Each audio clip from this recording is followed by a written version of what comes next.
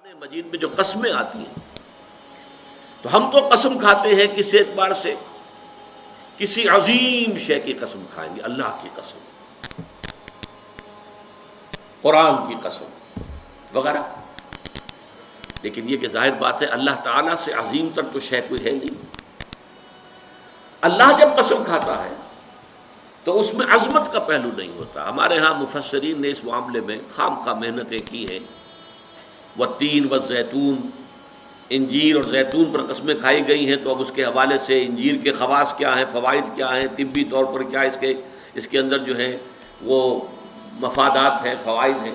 حالانکہ یہ چیز نہیں، بنیاد جو ہے صرف شہادت. اللہ کی قسم بھی ہم جب کھاتے ہیں تو کیوں کھاتے ہیں؟ کس بات پر کھاتے ہیں؟ اپنے کسی سٹیٹمنٹ پر اللہ کی قسم کھاتے ہیں کہ میں اللہ کو گواہ کر کے کہہ رہا ہوں کہ جو کچھ میں کہہ رہا ہوں یہ ٹھیک ہے، یا کسی وعدے پر اللہ کی قسم کھاتے ہیں کہ اللہ کی قسم میں تمہاری یہ بات پوری کر دوں گا. تو گویا کہ مقصود کیا ہے؟ گواہی. اللہ گواہ ہے، اللہ کو گواہ کر کے اللہ شہید بیننا و بینکم، اللہ گواہ ہے ہمارے اور تمہارے مابین.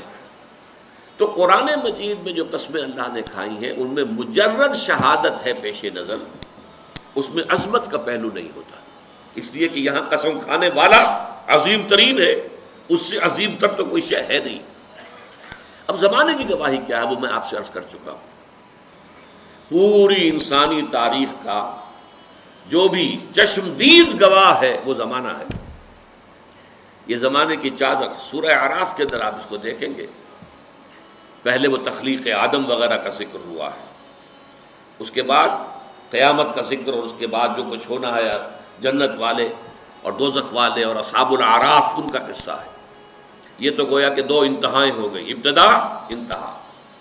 اس کے درمیان پھر شروع ہوتا ہے حضرت نوح کا معاملہ، حضرت ہود کا، حضرت صالح کا، حضرت لوط کا، حضرت شعیب کا، اور پھر بڑی تفصیل جو ہے حضرت موسیٰ علیہ السلام. یہ سب تاریخ ہے. یہ زمانہ ان تمام چیزوں کے تہذیب ابری چھا گئی دنیا میں، پھر ختم ہو گئی. یہ سارا عروج و زوال اس زمانے نے اپنی آنکھوں سے دیکھا ہے. یہ چشمدید گواہ ہے. بڑی بڑی عظیم سلطنتیں بنی اور پھر ٹکڑے ٹکڑے ہو کر منتشر ہو گئی، ہوا ہو گئی. اسی طریقے سے بڑے عظیم لوگ آئے دنیا کے اندر، پھر ان کا نام و نشان مٹ گیا، ان کی یاد تک جو ہے لوگوں کے ذہنوں میں نہیں رہی. اس میں کیا اصول ہیں، کیا قواعد ہیں؟ عروج ہوتا ہے تو کیوں ہوتا ہے، زوال ہوتا ہے تو کیوں ہوتا ہے؟ قرآن مجید ان سب سے بحث کرتا ہے.